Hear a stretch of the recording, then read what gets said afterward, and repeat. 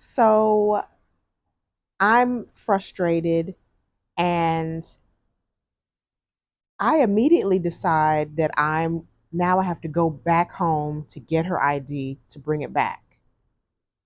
That's where I messed up. I messed up, first of all, getting flustered by her situation that she created because of her lack of preparation.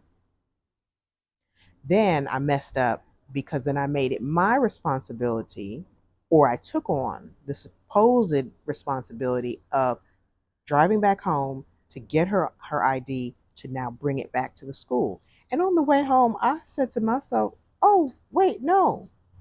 I I told her to get ready the night before and she chose not to. That is her choice to make. The consequence of that is also hers to accept." Hey, today I thought we'd talk about the highs and lows of raising strong willed children. I have two of them. I have three children. My oldest and my youngest are both strong willed, and they are different kinds of strong willed. Because I'm fresh off an example with my youngest today, I thought this would be a good topic to cover and just get into some things. Because I think when people think of strong willed children, they think of a tantrum, they think of a toddler having a tantrum, and they think of it as like a phase that somebody will grow out of, a child will grow out of. Strong willed children can have tantrums, but strong willed children are their own type. They are strong willed from the beginning. And the way it can be displayed can be different depending on their personality, their temperament, their experiences that sort of reinforce for them the need to be strong willed, maybe even to a greater degree than they were when they were younger. So, like I said, I have two of my three children are strong willed, very different types of strong will. My oldest is a quiet riot. And by that I mean he just quietly rebels. You're giving him the instruction, you're giving him the expectation, whatever it is, and if it's something that he feels that he does not want to do, he won't say anything to you. He won't buck you or verbally have a verbal response that says no, I'm not doing that or anything like that. He just won't. And when you circle back and you address it again, he's polite and but he's just, and you're like, okay, now get it done and he's just not. And so you have to have a strategy for him that's different than you do for my daughter, who is our youngest, who is, as you might expect with a girl, quite a bit more verbal. And so she is very expressive verbally in her questioning of the why, her reasons for why she should not have to, very much giving me, you need to be a lawyer someday because you're just made for it. You already have like the basic elements. You just need to learn the law, but you know, you're ready. So very different, just very different. My son is more laid back and he's not a confrontational person. So he's not going to confront you about the why. And if you ask him why he's not doing it, he will tell you very matter of factly, very composed, very poised. My daughter is highly animated. She's louder. She loves people and loves expressing herself with people. And so everything is more expressive, even when she is being strong willed. And I think probably we should talk about what strong willed means and what's good about it, what's frustrating about it when you're the parent of the strong willed child. So a strong willed child is what it sounds like. All of us have a will. We have things that we want to do and we want to do a certain way and we want to do at the time that we want to do them. Strong willed children feel very strongly about the way they want to do things, if that thing needs to be done, when they will do it, if they think it needs to be done.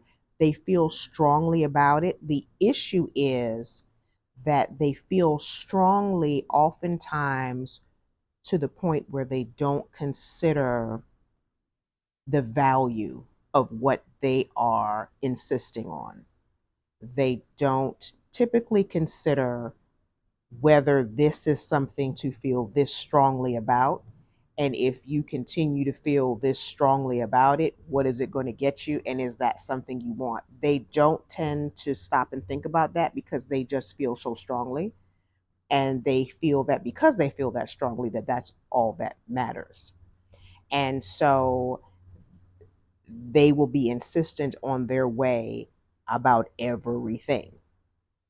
And so you already understand the dilemma that brings for the parent of said child, whose role is not to cater to whatever any child thinks is supposed to happen, because as the parent who is older and hopefully wiser, certainly more experienced, you know where things are going before your child does. The thing that they're asking for, the thing that they want to do, the thing that they prefer, the thing that they feel very strongly about, you know where that will go if we follow that thing all the way out to the end, and they don't.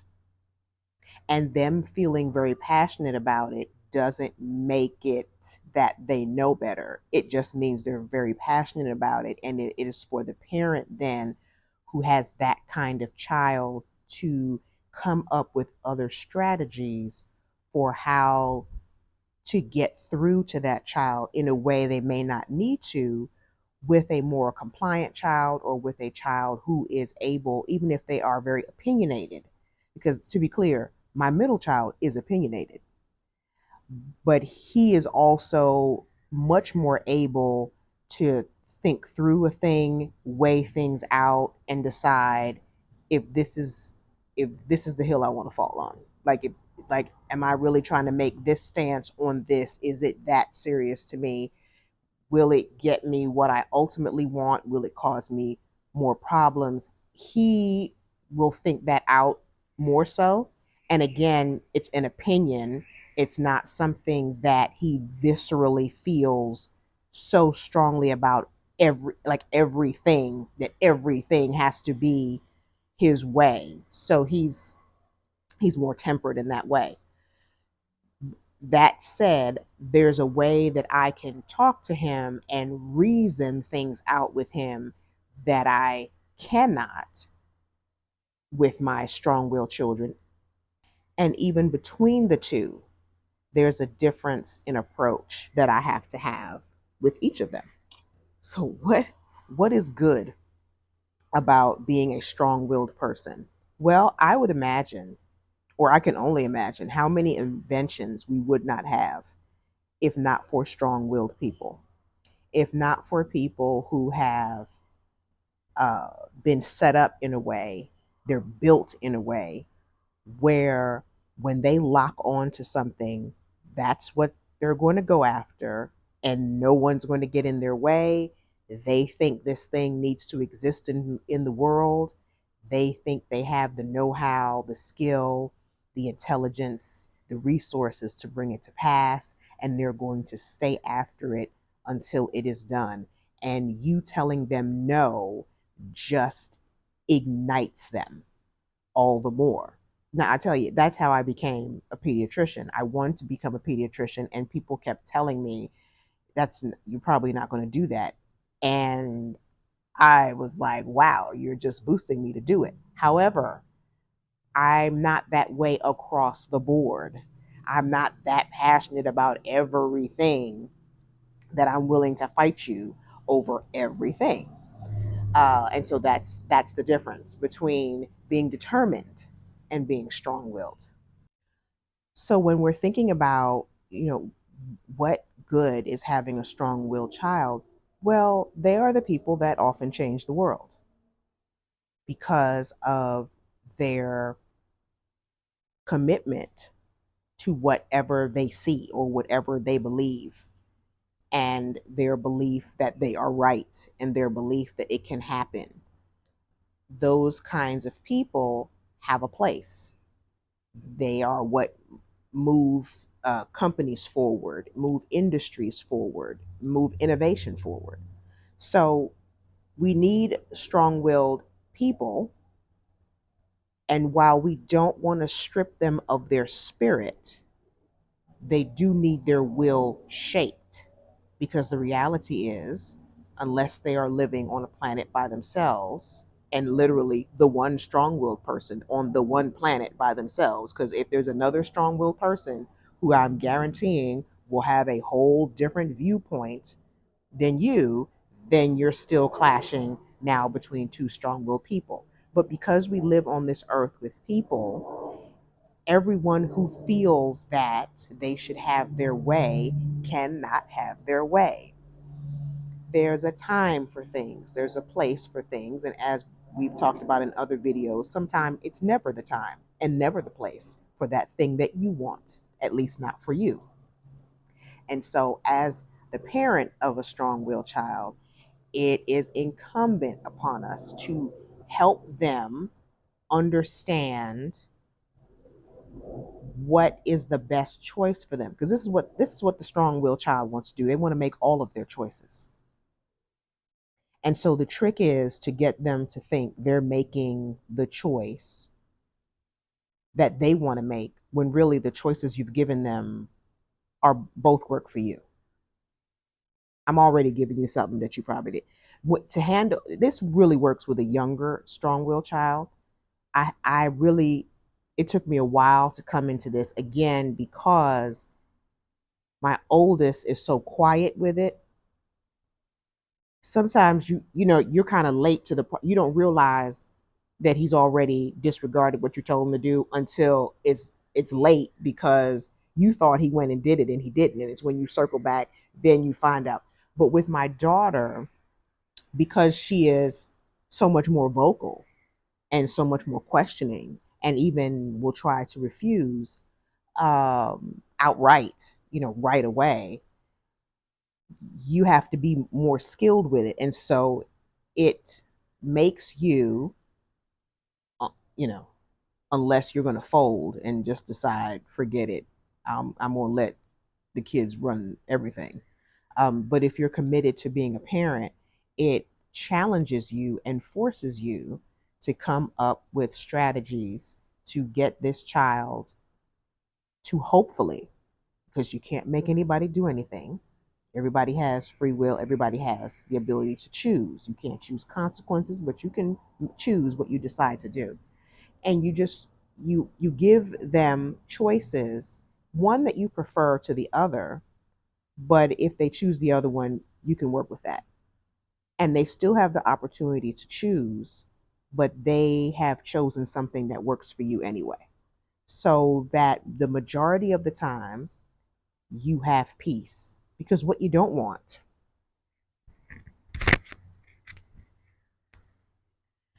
at least what I don't want, is chaos in my home. I don't want arguments in my home constantly. I don't want kids talking back to me constantly. As much as possible, I like to live at peace with the people in my home. And so you have to get strategic, particularly when you have a strong willed child, about how you approach things. And after, once they're here for a while, you can figure out what they're going to have a problem with.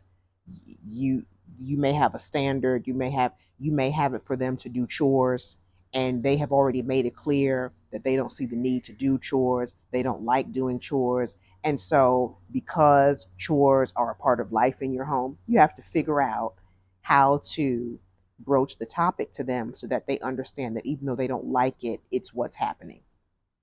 Okay. So so that's the challenge of being the parent of a strong-willed child. Let's jump back to the challenge of being the child who is strong-willed. It's a lot of painful lessons for them.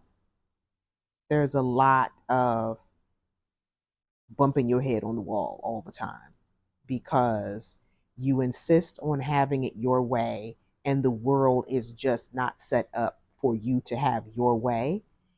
And they don't pick up on that really quick all the time. Sometimes they have to learn by experience when you would prefer that they learn just because you're giving them wisdom.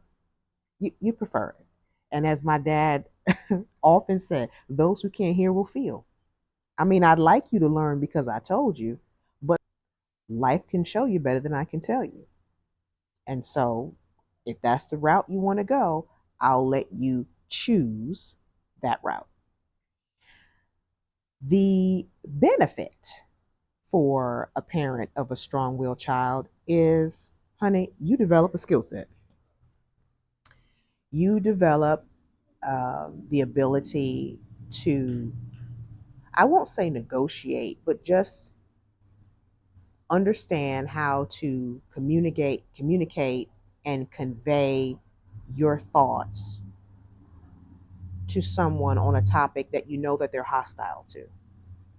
You just know that they are.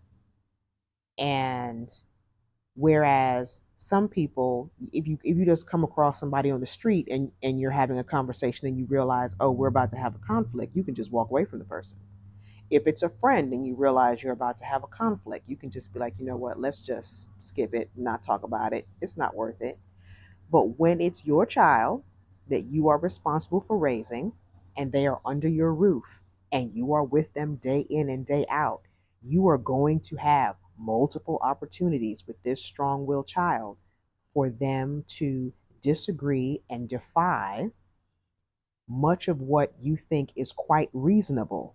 And it, their nature now forces you to develop a special set of skills. And the harmony in your home, how quickly you can get to that, how quickly you can get out of sticky situations, unpleasant conversations, and get back to peace, and how, maintaining peace. All of that depends on how quickly you develop those skills. And as I said, if you have different kinds of strong willed children, now you need different sets of skills for different children. You have to have different conversations with them and be prepared. If you have more than one child, they will always say to you, you treat that one different than you treat me.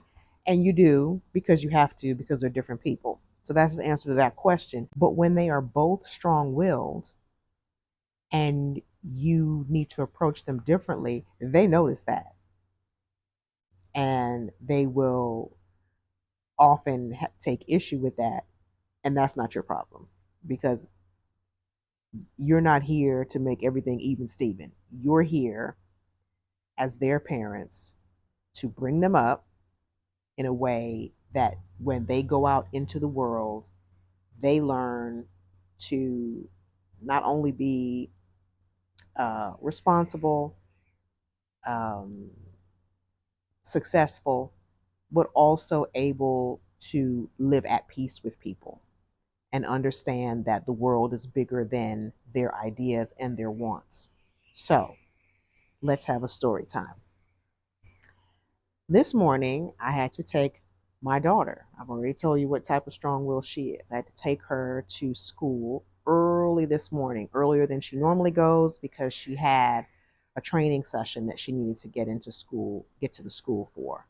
And so I woke up at 5:30 so that I could get her there on time. Well, she woke up late. She slept through, or she didn't set her second alarm and disregarded the first alarm. And so, although I thought she was up because I saw the light on in her room, she was in there asleep.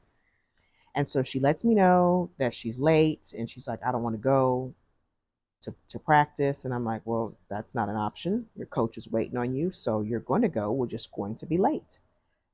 And she got herself together and we went.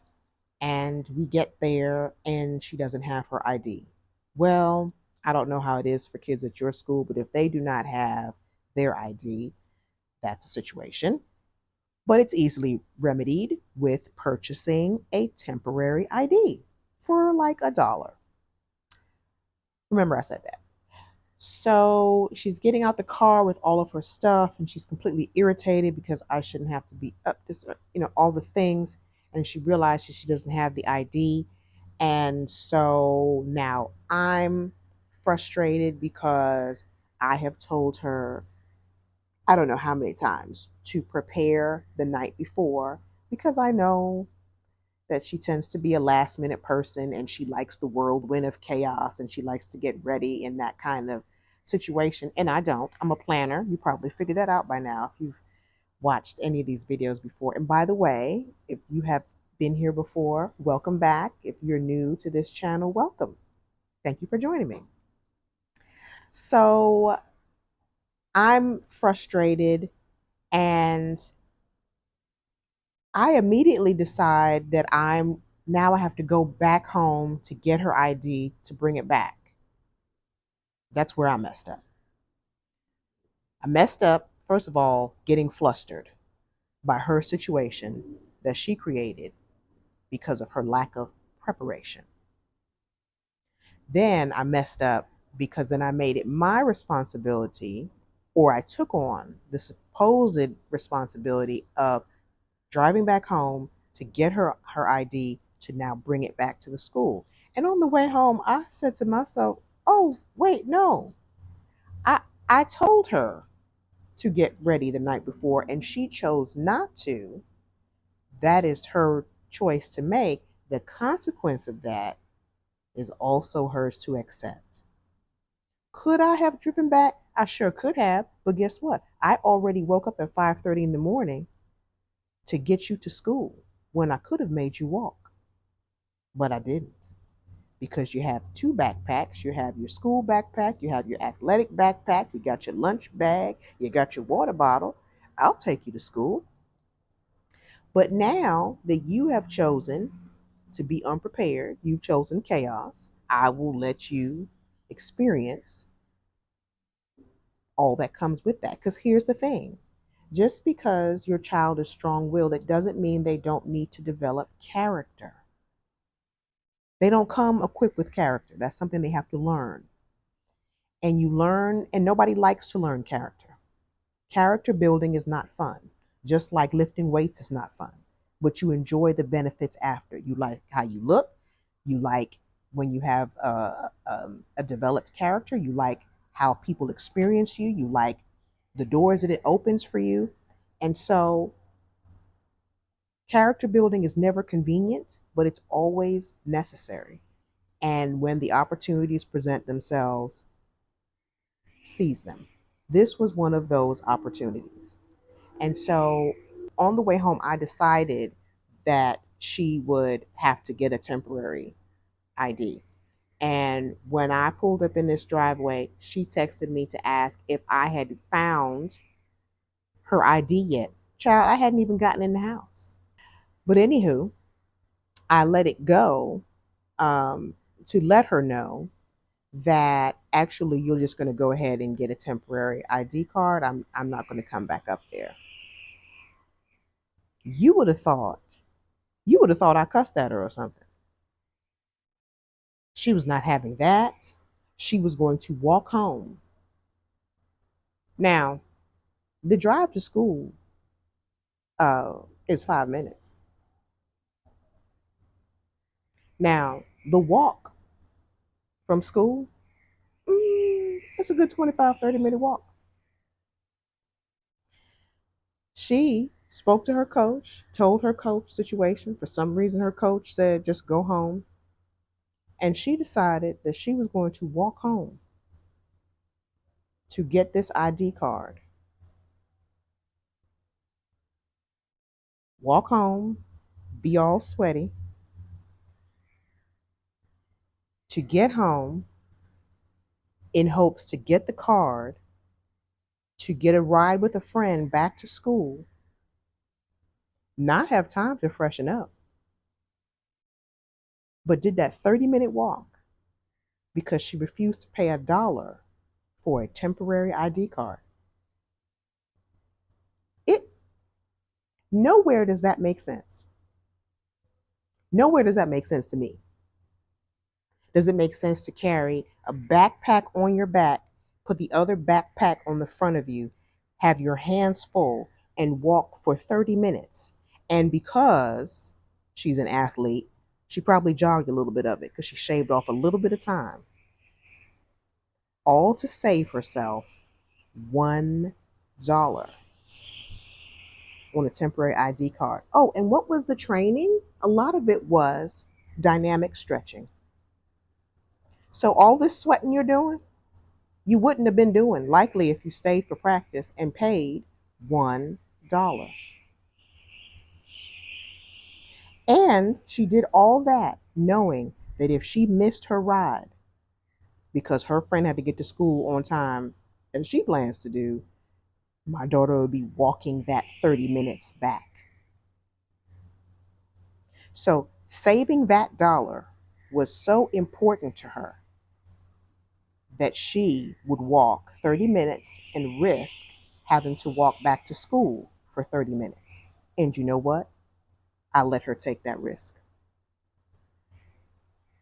Because what she had to understand is that you are free to make the choices you make, but every choice, good or bad, either comes with a positive consequence, or if you made a bad choice or an unwise choice, then you have a negative consequence.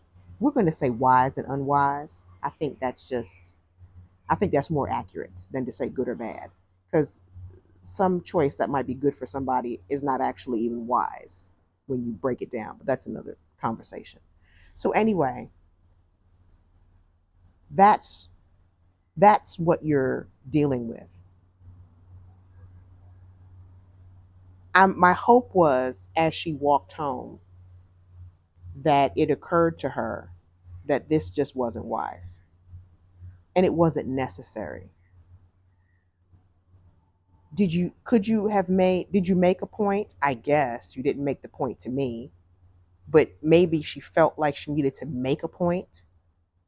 And is it important to you to make a point? Okay, but how important? How effective is the point you're making? How well does the point you're making serve you? Now, could I have just taken the ID back? I could have. It was the expectation, though, that she can disregard wise instruction. She could make her choice, but then not have to deal with the consequence of her choice.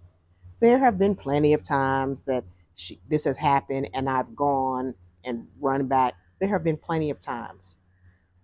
And then there have also been times when no, you're going to eat this one. You're going to see this thing all the way through. Because what I need my children to be able to do is when they are making their choices, their decisions, I need for them to think that thing through. There's a way that seems right to all of us when we're making our decisions on any number of things. There's a way that seems right to us, but in the end, it's trash. It is problematic. It is the death of a situation or a possibility or a potential outcome. The end is destructive. And part of adulting, which is what we are moving all of our children toward, is the ability to look at something at face value and think, oh, that's a good idea. I'm going to go with that. But then say, but if I do, where will that lead? Sometimes you'll know exactly where that leads. Sometimes you know there's thinking through these are the possible outcomes of this decision. Am I good with all of these outcomes? That's part of life. That's part of what we are raising children to do. And if you have children in high school, as she is, it's high time that's how they think. That's how they think through their decisions. Otherwise, we just have people, as we have more and more now, who do what they think, do whatever they want, and then later they go, Oh, wait, y'all don't like that? Oh, wait, I didn't realize that would happen. Can y'all just act like that didn't happen? Can we just forget about it? Can we just get over it? That's not life. That's reckless behavior. And so you build in character building experiences. Sometimes you have to generate them yourself, and sometimes your kids offer them to you. And even if they're a strong willed child, and especially if they're a strong willed child, they don't tend to respond merely to instruction. If they think what you're saying is a good idea, then sure, they'll go with it.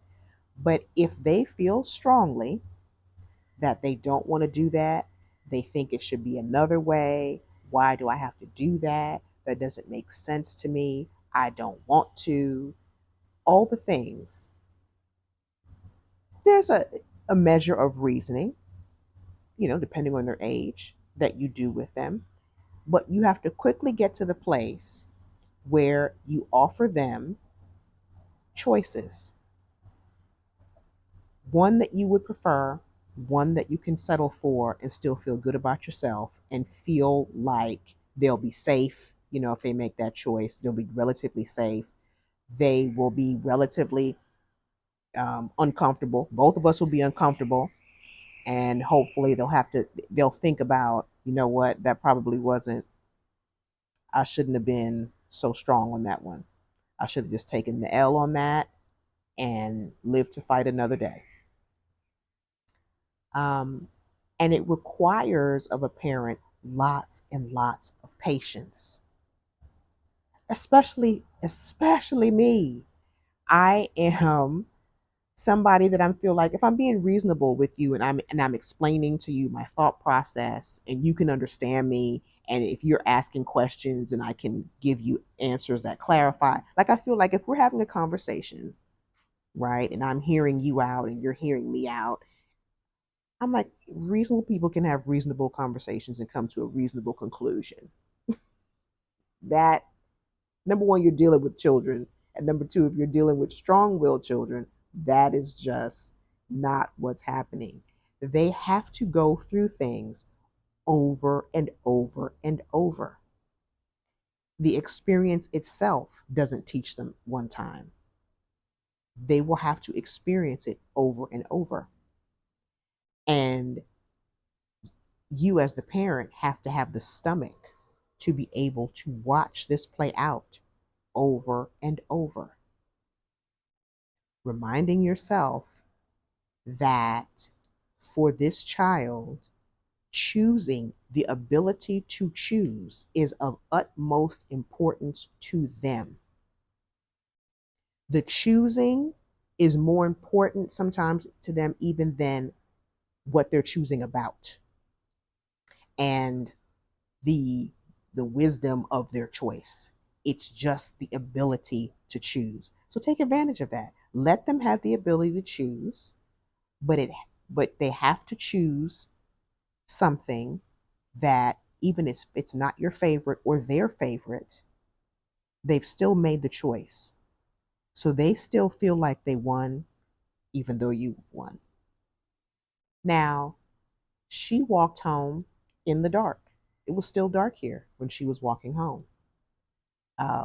Day and time that we live in. So I'm on my phone watching her and seeing her location to make sure that if this is what she's doing, that she actually gets here. Somebody might say, well, that's why you should have gone and gotten her. Yeah, I can see why you said that. The issue is, I don't control the culture of the world that she's growing up in. Character building is something that needs to happen no matter what decade you've been born in, what the world is like at that time. All those factors do is make it more challenging for you and I as the parent. Thank God for the technology to be able to see where she's at. Because guess what? She's not considering the fact of the dangers that are around. and what could happen because she's a child and she's strong willed, but she's also 15 years old. And so, with that, she has to develop an understanding, an awareness that when you are making these choices, you are also choosing other things that you're not probably thinking about at the time, but are also equally important. When you choose to walk, you're choosing in some way potentially to put your safety in danger. I could have made you walk to school to go to your training, but I drove you. Now you're walking back. Why are you doing that to yourself? Why are you doing that to yourself just to pick up an ID when you easily could have paid $1 to have a temporary one? So you use that walk home and you pray that as she's walking home, she is thinking and she's weighing things out and she is instructing herself in a way that she didn't want to receive from you, that she's letting the experience teach her. She didn't want you to teach her, but she's going to let the experience teach her. That's what you hope. That's what you pray. As I'm watching her on the app make her way home, that's what I'm praying. That she is reconsidering and thinking through and weighing out whether or not, because making the choice is what she cares about, did she make the best choice in this situation? It's tough stuff. Parenting is tough stuff. And as your child gets older, you you have to build in, risk comes with it. Obviously, if she was a younger child, I would not have tolerated her walking home. But she's getting older and she's making decisions all the time away from me of whatever level of risk. So it's not like me picking her up or getting coming back and getting the idea and taking it back from her was going to absolve her of all the potential risk today. No, she can make plenty of decisions that will put herself at risk, particularly as a strong-willed child. So it behooves her father to now at least control to the best of our ability the circumstances of her choosing, right? To make it clear to her, this is the choice that you're making. If you choose this, if you choose to walk home and you miss your ride, you're also choosing to walk back, just so you know. So you have full context for the choices that you're making. And then now, of course, other situations, there's no debate about it because the safety or the the commitment that you've made and the responsibility you have to whomever warrants that you need to show up and you need to do and you need, so it depends on the situation. But when you have strong-willed children, the answer is not, okay, well, just, oh, you don't want to do that, okay, oh, you don't want to do that, okay. Their will has to be shaped, not destroyed. It's not about stripping them of what makes them them. They have been made strong willed for a reason, but you have to teach them how to make that work for them. Be strong willed and use that strong will when your friends approach you with all manner of foolishness. When somebody approaches you and wants to offer you drugs, use your strong will and say, no, I have a complete vision for my life and it does not include that. And you can put that in my face 10 times today. I'm not interested. Use your strong will for that. Use your strong will when a guy approaches you and tries to charm you and tries to convince you that you're the only one for him. And so how about we just go have sex right quick? I have an entire plan for my life, and it does not include being your personal plush toy. It does not include that. And so, no, use your strong will for that. Use your strong will when things that are unjust. Something is, happening at school or something. Recently, she was at an event and someone spoke to her friend in an inappropriate way. And the friend is more of a timid personality. And so my daughter used her strong will to be an advocate. Be an advocate. Use your strong will to be an advocate. But the idea is to measure when is the time for that? When is it beneficial? We don't want to just be strong willed just for strong willed sake. And then now we're harming ourselves because we just want our way, but we don't have the maturity to step back and say, okay, this is what I really want to do. This is what I really want to do. This is what I feel like doing. I got to do this. But wait, what may happen if I do this? The 2-year-old strong willed child cannot do that. But the 15-year-old strong willed child, she certainly can. And when you understand that she's going to be out of your house in a couple of years, maybe on a college campus, having all kinds of wants and I will to do and I want to do this, she has got to learn, he has got to learn how to decipher what is the best decision in spite of what I strongly want to do, or I strongly feel like doing, or I'm strongly opposed to.